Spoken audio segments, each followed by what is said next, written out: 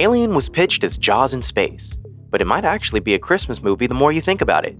Let's find out why. In Ridley Scott's Alien, the sinister android Ash describes the killer creature loose aboard his spaceship as a perfect and violent creation, admiring its purity.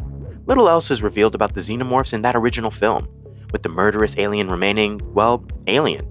The one detail that Ash seems to drop is that the creature could be harvested as an invasive species intended for combat purposes.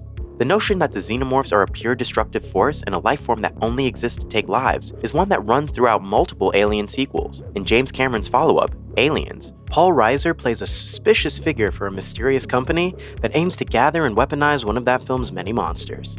Don't let that fool you, I'm really an okay guy. The film proves that no military force, no matter how confident or well-equipped, will be able to stand up to the Xenomorphs. Aliens also introduced the notion that the Xenomorphs were a naturally pervasive, semi-intelligent species that are born of an insect-like queen. David Fincher's troubled Alien 3 and the whimsical Alien Resurrection each took the series in its own direction, one being a delightfully depressive look at the futility of fighting a pervasive and undying alien death machine, and the other being a kooky aliens riff full of goop, clones, and space pirates. It wouldn't be until Scott returned to the series in 2012 with Prometheus that the true function of the Xenomorphs would be revealed. I see. Stupid me.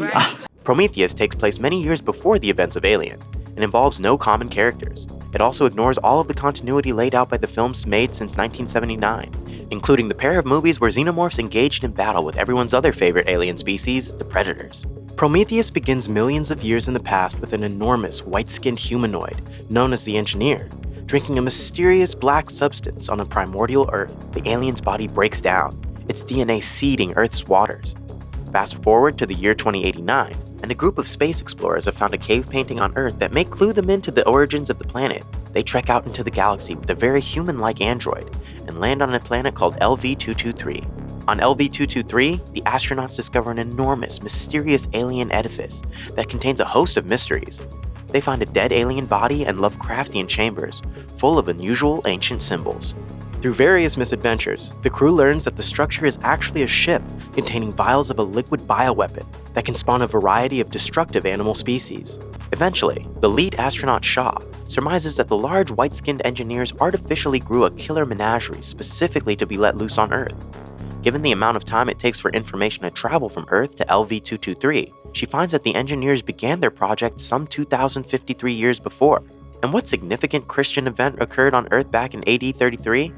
And how does that relate to the fact that Prometheus also takes place at Christmas time? Ridley Scott seems to heavily imply that Jesus of Nazareth was an engineer. Just as humankind's ultimate creator was an engineer who sacrificed his body, so too was Jesus.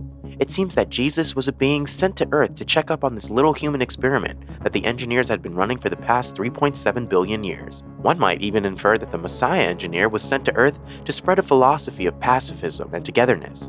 When humans rejected those philosophies by crucifying the visiting engineer, the rest of our alien overlords declared us a failure and began making organic weapons to wipe us out.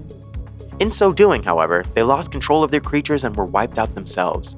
This proves to be doubly true when the android David hijacks an alien craft and uses the Prometheus spores to lay waste to the engineer homeworld in Alien Covenant. The engineers made humans, were upset with the result, and tried to make monsters to kill us. Meanwhile, humans made suspicious androids obsessed with purity, and our own creations wiped out our creators. The levels of meaning are endless here. Prometheus ambitiously attempts to blend science with the divine, all using iconography from Scott's 1979 creature feature. Effectively, the aliens were demons, living weapons that only served to kill. It's why they were made. That is why they're obsessed with killing humans. It's in their very DNA. That's it, man. Game over, man. It's game over. What the f*** are we gonna do now? What are we gonna do?